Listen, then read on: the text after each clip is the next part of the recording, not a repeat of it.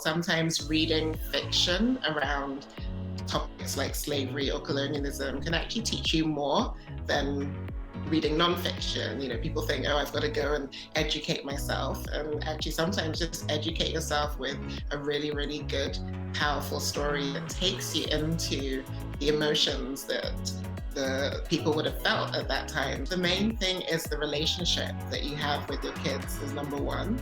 So if you have a relationship with them, which is why I'm always emphasizing conversation, because through the discussions that you have, even if they're really short, it's just building that trust with your child so that they can come to you and be vulnerable with you. Kindness for me is like a muscle, courage is a muscle, it's all part of a practice. And you're developing that each time you stand up for yourself or each time you stand up for a friend. Uju, thanks for coming onto the show.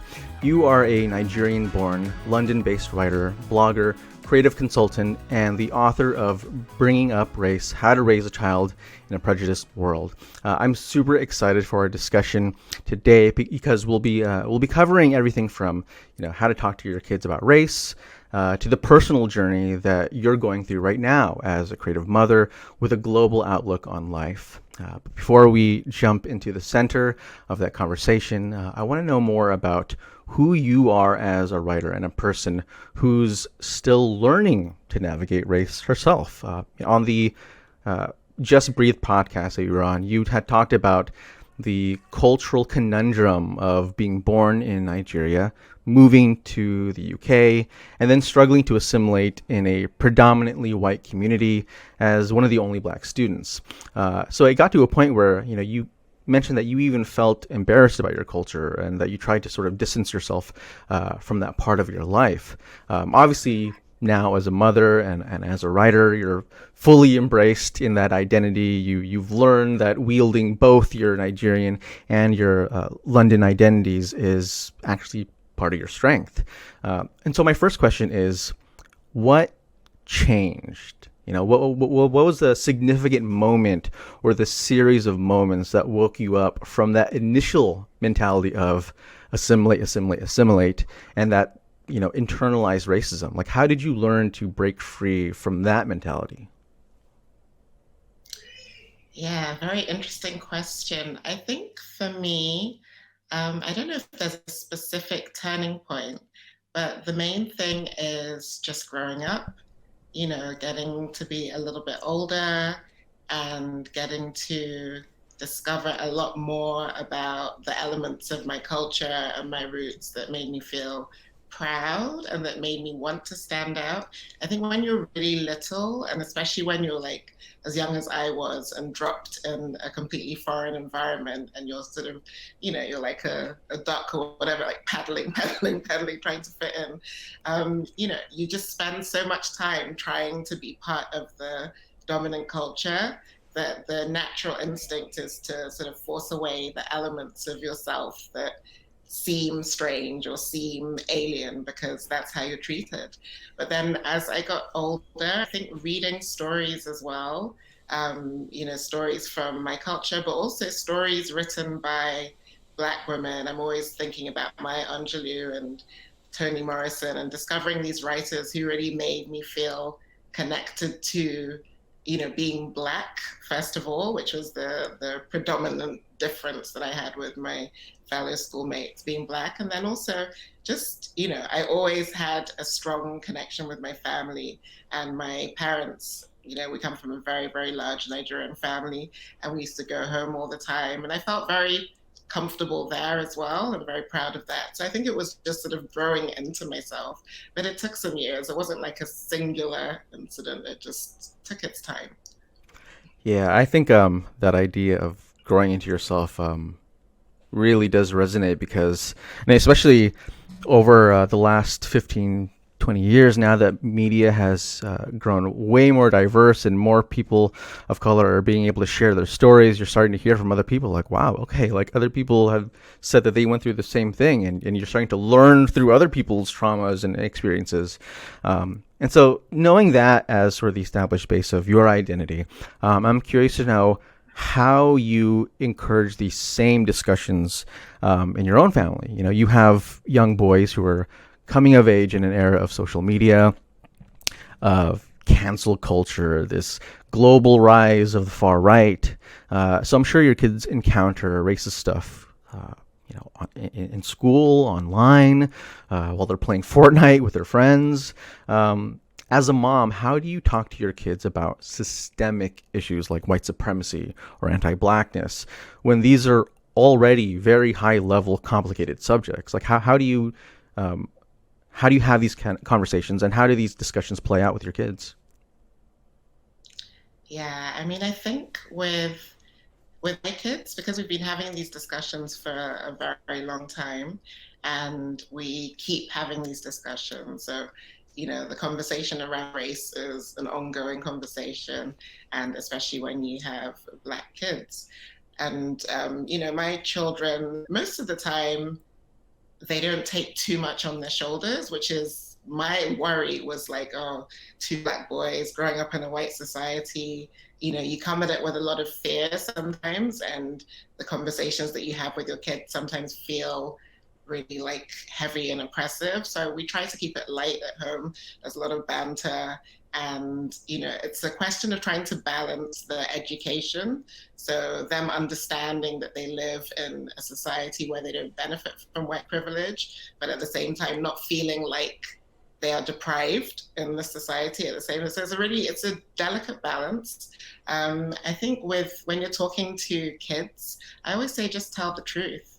A lot of families of whatever race often don't want to go there because they're like, oh, it's too difficult, or it's uncomfortable, or it's painful. And I'm like, well, at the end of the day, kids need to know. So just tell them the truth, but don't just leave it there. Don't leave them hanging with like, oh, you're going to grow up in a racist society and this is horrendous. And then that's that. And then you just leave them with it. Like give them something to empower them, or give them some hope, or make them feel like, okay, this is how society is, but you don't have to buy into that, and you don't have to be limited by that. So it's kind of, yeah, it's juggling the message all the time. Yeah, and I think you made a really good point about sort of not only just telling them the truth, but showing them their options in terms of how you can interpret that truth and how you can act on that truth. And I think that really goes into education, because even though you're in the UK and I'm in the United States, by now I'm sure you've heard about the controversy in American schools surrounding, critical race theory and this huge conservative movement to remove race education in schools. I'm not a UK history scholar, but I do know that white supremacy has been and will always be a huge part of your country's history as well. So I'm curious, as a mom with kids in the UK school system, what is the conversation like over there regarding race education? Like, do UK schools talk about the history of British colonization, very upfront? And what do you think is at stake if conservatives successfully remove these conversations or in these lessons from school? Well, I can tell you for one thing that UK schools are not having this open, broad, enlightening conversation around colonization and the history of empire and all of these things, and, white supremacy, which really a lot of it came from the UK. Like, let's take it back to the origins of the slave trade, for instance. I think here we have the same thing. It's not as rabid, as I would say, as it seems to be in the States. People aren't out there like protesting angrily about race education, but we still haven't reached a point where the A, the government, and B, the general school system has taken it on board. Like, race is a topic that needs to be discussed, which is part of when I wrote Bringing Up Race, and part of why I'm like trying to get this message out into more schools, is that you have to start really, really young to be talking about race, so that we develop a literacy and a comfort around having these discussions. Like, make it normal, make it part of our relationships with each other. That's the only way we can start to see changes. So, here there's a very, like, they came out with a race report. So the government released something about a few months back, and it was called the Race Report. And it was supposedly like the analysis of race in Britain. And it was just this horrible, whitewashed, very like tepid analysis of what race looks like in Britain today. And a lot of people were very angry about it because at the end of the day, this is not serving any narrative other than, oh, yes, we're a very tolerant society and everything's fine, which, as we all know, it isn't. So, yeah, I think that for me, what's happening in the States is really dangerous and damaging because what hurts me is hearing of all the teachers who are actually leaving schools because they're feeling they can't teach just the basics around, having conversation, certain books, they're like banning books essentially, which is really dangerous. So that's the struggle that I think we're going to have over here as well once we start to pick up that conversation and move it a little bit further forward. But we're still quite a way behind the States when we think about the dialogues that we're having about race right now. We're sort of just starting to get into it over here, I think. And continuing on that subject of anti-racist education, you and I know that one of the most important tools when it comes to teaching anti-racism is a really effective story. As you've mentioned before, movies, books, TV shows are all a really great way to start these conversations about race. And I fully agree. And I feel like nowadays we have so much content on race it's really just a matter of finding the stories that start to resonate with you. So my next question is, what anti-racist movies or books or shows were influential throughout your own life? And in contrast, what types of media have been influential for your kids? Yeah, interesting. I think for me, one of the first ones was Roots, the series when Mm-hmm. I was a child. And I remember reading the book. And, I was reading the book. I was at an all-white boarding school, and I'm there reading this book. And it was just like a very, I remember just feeling like slightly out of body experience because you're sort of thrust into this narrative around American slavery, and then you're this black girl in this all-white school. And one of my friends, I remember her reading the book, and she was white, and she read it, and she came to me in floods of tears. I had no idea this history, etc., etc. That was quite heavy to deal with, I think, as I was very young at that time. So I think Roots was definitely a formative one. And I've mentioned Toni Morrison, so like Beloved, which I studied in university. And that again was, I always say to people, sometimes reading fiction around topics like slavery or colonialism can actually teach you more than reading nonfiction. People think, oh, I've got to go and educate myself. And actually, sometimes just educate yourself with a really, really good, powerful story that takes you into the emotions that the people would have felt at that time. So, yeah. And recently I read Homegoing by Ya Gyasi, which is, again, sort of talks about the origins of slavery. So it starts in Africa and then takes you on this journey through to America, with these different generations of a family. Absolutely brilliant book. And again, something should be studied in schools, alongside the actual history, study it alongside the fictional history. So with my kids, the last documentary we watched, I don't know if you've seen 13th. Yeah. Mm-hmm. Yes. So 13th, which was really powerful. And again, we started watching that because we were watching an episode of Blackish, and they mentioned, I can't remember what they mentioned, and then we said, oh, we've got to watch 13th because it was talking about, the prison industrial complex. And we thought, oh, okay, let's watch this. And we watched it with my eldest. Really, really powerful stories. So like you said, there's so many stories out there. You just got to keep looking and don't always seek out the obvious things. So. And I love that you had mentioned, the advantage of looking at fiction as a medium to sort of learn some of these lessons and the lessons of nuance. And another challenging aspect of being a mother of two boys is having to teach these kids how to develop confidence and a sense of personal identity without falling into the trap of hypermasculinity. As two young boys, you have sons who have to navigate a really complicated world of white supremacy and anti-blackness, and oftentimes this highly racist system forces young men to depend on toxic masculinity as a solution for difficult times. To weather the storm, you have to sort of dig into this other level of toxicity. And so, in your experience, what do you think is the best way to teach young men of color how to find strength without relying on hypermasculinity, without relying on misogyny, and what conversations do you have with your kids about this difficult topic? Yeah, that's such a good question. I mean, it's a huge challenge. For me, my boys are 12 and 15, so they're really at that stage where I would say that even playing, the masculinity is like something that they're trying it on and seeing how far they can take it. And there's a lot of, pushing boundaries and me just trying to say, okay, just check yourself, don't go this far.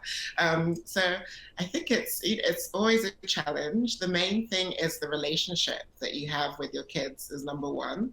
So if you have a relationship with them, which is why I'm always emphasizing conversation, conversation, conversation, because through the discussions that you have, even if they're really short, it's just building that trust with your child so that they can come to you and be vulnerable with you. And especially boys, like you want boys to feel confident in being vulnerable and to feel secure that they can come to you and that they can cry and they're not going to get shamed and they're not going to feel like, oh, I'm not like grown now because I'm expressing some emotions that are supposedly feminine. So, yeah, there's a lot of, I think, just taking a breath as well. Because for me, sometimes, like I said, at this stage where they're really playing with their masculinity, for me, sometimes I'm like, oh no, I've done a terrible job as a mum. Here they are just punching each other all day long. But then I'm like, actually, they're just letting off steam and I know who they are at the core and I can still sit with them and have a conversation and they're still the same decent, kind, generous boys. And it's just to keep like fostering those qualities. So, as a parent, just remember that if they're showing you something today, that doesn't define who they are. Who they are as the child that you've raised and the child that you've raised to sort of understand femininity through you as well. Like as a mum, as for me, I know my boys respect me, and that's their number one reason for being feminists. They will say I'm a feminist confidently because as far as they're concerned, well, why wouldn't you be? Why would I want my mum to be treated less than anyone else? So yeah, I think it's an ongoing thing. And I think that leading by example sort of tactic. I mean, it's so true. I mean, for me, like I was raised by my mom and my eldest sister, and so it was, even though I had grown up with a brother who was very, the toxic masculinity brand, and, I was sort of wrapped into that. I, thanks to my relationship with my sister and my mom, I was able to sort of grow and already have that sort of foundation. And, so far we've discussed how you talk about race and racism with your kids regarding subjects that you have knowledge about. But now I want to shift this focus on subjects that you might still be learning about, or better yet, subjects that you're completely unaware of. Like what happens when your kids ask you questions about racism when it comes to like Israel and Palestine, or not to say that you don't know, but like, or racism against Asians during COVID-19. Like how do you deal with topics that you yourself are still learning about? I think, it comes back to what I said earlier, like tell the truth. Just say, oh, this is not an area that I know that much about, but it's really good that you're asking me these questions. I think it's great that you're interested in this, and let's learn more about it together. I think there's this pressure sometimes parents put on themselves to have it all figured out. And like when your child comes to you with a question, you go, "Oh, I'm the parent, and this is this is the answer." But actually, we know, especially when you become an adult, you discover that loads of adults didn't actually know anything. When I was a child, I thought every adult knew everything, and then I've realized now most of us don't know much. So, be honest. Like, I don't know much about this, but let's figure out something together. How about, you can set like a puzzle for them. You go find something out, I'll find something out, we'll come together, see what more we've learned, and just turn it into a learning journey. I like to see myself as a lifelong learner and to encourage, all parents and all kids to just see this as it's just all about learning. We're just learning ourselves as humans and we're learning about each other. So just lean into that. Don't feel like you have to be the expert and the authority, which I think is a lot of the problem sometimes on social media. Everyone's coming at each other like, I'm the expert, I'm the authority. And actually, no, just sit back, listen, learn. It's really. No, and I appreciate you, you know, hitting home that same message of being really honest, and always being open to learning, and sort of switching things up a little bit. Are there any topics about race or identity that your kids have had to school you on or had to teach you about? Oh, interesting. I don't know. Are there anything? I'm trying to think if there's anything recent. Definitely, yeah. I'm always learning from my kids, and that's another thing. Like when I say to parents, if you're having conversations with your kids about race or any other topic, Hmm. again, don't go in like, I've come in to teach you. And I have to tell myself this because obviously I've written the whole book on race, so I can sit down and be like, well, actually, the whole point is you want to learn, so just ask questions and listen, and that's what I try to do with my kids. And my boys love to talk, so they'll just sit down and go off. One conversation I had with my eldest was really interesting. I don't know how we got onto the topic, and then he started talking about the N word and how one of his favorite rappers had was using the N word, and then obviously he was on stage performing, and the audience was mostly white, and they're all singing along using the N word. So he had this. He gave me a long, I would call it a TED talk. He gave me like a long talk on why all these kids should not be in the audience using the N word, and why, in fact, the rapper should not be using the N word, and how none of his friends would ever use it with him. And, it was just really interesting to listen to him and listen to his perspective, because this was not something that we had had a discussion about before specifically, especially when it comes to the use of that word in hip hop. We're both fans of hip hop, so it's something that's there, but we hadn't really had like long discussions about it. So it's interesting hearing his take.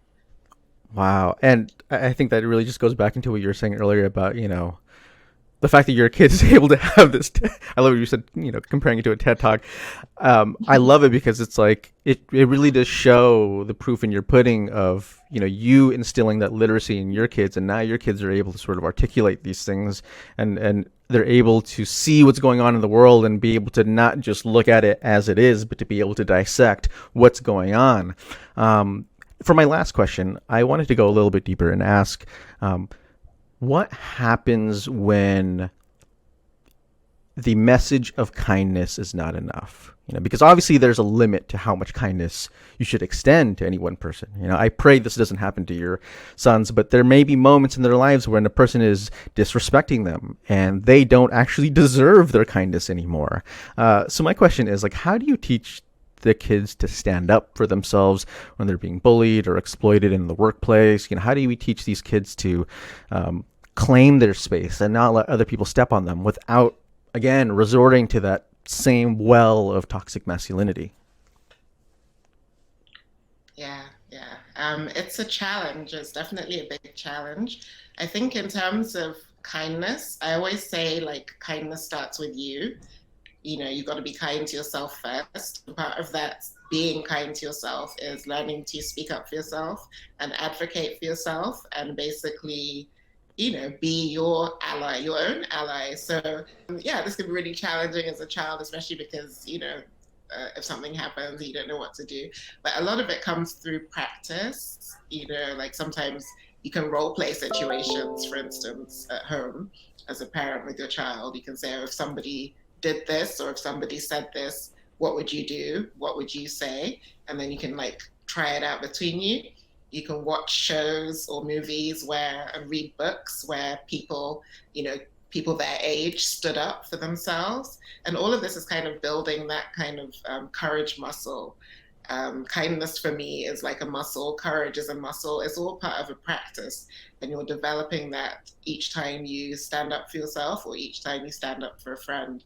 So, in terms of doing that without leaning into or letting it stray into toxic masculinity, again, for me, it's really teaching them that you're not doing it to impose your power or to dominate or anything. You're really doing it from that place of kindness. And I think if you lead with kindness, then it helps you avoid that need to just bully people into submission or to bully people into say, oh, you're wrong, and therefore I'm going to treat you this way. Well, actually, you're learning and I'm trying to help myself or I'm trying to help a friend, and you can grow.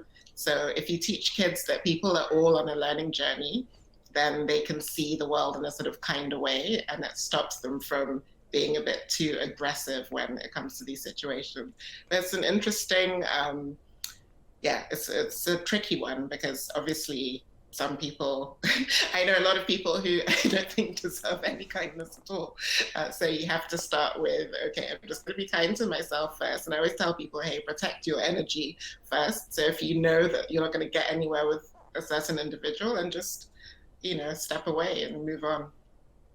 Awesome. Well, Uju, it's been great getting to know you, and I'm super glad that you came onto the show. Unfortunately, our time is up, but before we head out, what are you working on these days, and where can the LLAG community find and support you? Yeah, so you can find me at my blog, which is at Babes About Town. I'm working on some more projects, writing projects, which some I can't talk about, but there's stuff coming out next year. And my book, Bringing Up Race, is out in all good bookstores. So, yeah, that's me. Awesome. Well, thank you again, Uju, and thanks for everybody for watching and tuning in. Bye.